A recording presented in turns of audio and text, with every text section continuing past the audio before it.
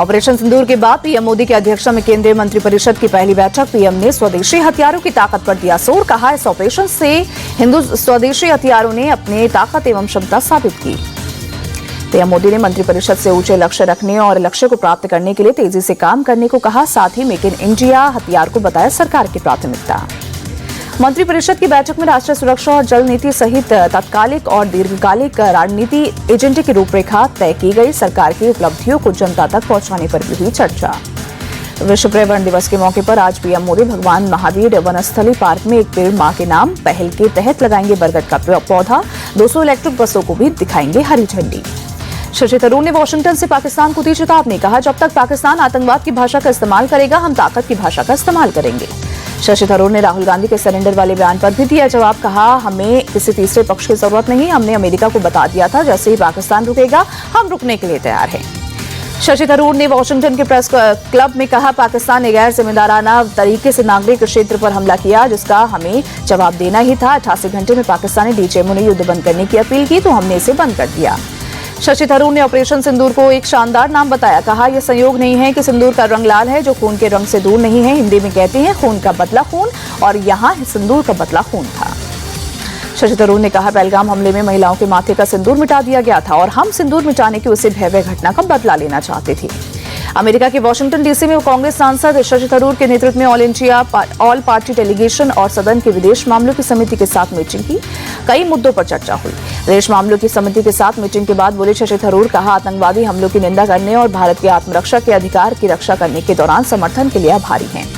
कांग्रेस सांसद शशि थरूर बोले, हमने व्यापार, अर्थव्यवस्था, छात्र वीसा और संबंधों पर चर्चा की। बैठक में दोनों पक्षों के लोग इस रिश्ते और ज्यादा मजबूत और प्रभावी होते देखना चाहते हैं। अमेरिका में शशि थरूर की नकल करने में फंसे बिलावल भुट्टो। भारत में मुसलमानों पर हमले वाले बयान की पत्रकार ने खोली पोल। कहा, ऑपरेशन सिंदूर की ब्रीफिंग एक मुस्लिम अधिकारी ने की। न्यूयॉर्क में पाकिस्तानी समुदाय के बीच बिलावल भुट्टो ने मदद की लगाई गुहार। कहा, भारत ने हमारे मस्जिदों पर हमला किया, पानी के इंफ्रास्ट्रक्चर पर हमला किया, हम अमन चाहते हैं। बिलावल भुट्टो के शांति डेलीगेशन के बयान पर तेजस्वी सूर्य का पलटवार। कहा, उनका खुद को शांति डेलीगेशन बताना ऐसा है जैसे शैतान धर्म ग्रंथ का हवाला दे रहा है। एआईएमआईएम चीफ ओवैसी ने राहुल गांधी के सरेंडर वाले बयान से किया किनारा। कहा, राहुल को कैसे समझाना है ये कांग्रेस के नेता सोचे। मैं तो संसद सत्र में पहलगाम हमले और सीजफायर पर सवाल जरूर करूंगा। राहुल गांधी के सरेंडर वाले बयान पर बीजेपी हमलावर। कहा, जो पाकिस्तान ने नहीं कहा वो राहुल ने कहा। देश के कैलेंडर में भरा पड़ा है कांग्रेस का सरेंडर। राहुल गांधी पर जमकर बरसे जेपी नड्डा। कहा, सेना के शौर्य को सरेंडर कहना देश का अपमान। जेपी नड्डा ने कहा, राहुल गांधी का बयान देशद्रोह से कम नहीं। पाकिस्तान के पीएम में भी ऐसा बयान देने की हिम्मत नहीं।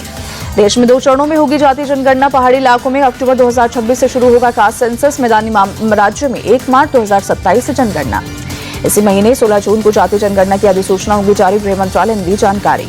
कांग्रेस नेता इमरान मसूद ने जातीय जनगणना को बताया देश की जरूरत। कहा, तेलंगाना के मॉडल पर जनगणना होनी चाहिए।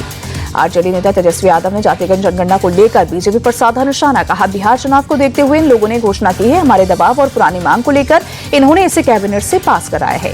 अयोध्या के श्री राम जन्मभूमि मंदिर में आज सुबह 11 बजे होगी राम दरबार की प्राण प्रतिष्ठा। उप मंदिरों में स्थापित मूर्तियों की भी होगी प्राण प्रतिष्ठा। सीएम योगी होंगे राम दरबार की प्राण प्रतिष्ठा समारोह के मुख्य अतिथि। हनुमानगढ़ी के करेंगे दर्शन। सरयू महोत्सव का भी करेंगे उद्घाटन। राम दरबार की प्राण प्रतिष्ठा के लिए श्री राम जन्मभूमि मंदिर को सजाया गया। रंग बिरंगी रोशनी से जगमगाया मंदिर। राम की नगरी अयोध्या पहुंचे एलन मस्क के पिता एरोल मस्क। कहा, भारत की अद्भुत जगह है, जितना संभव हो सके उतने लोगों को भारत आना चाहिए।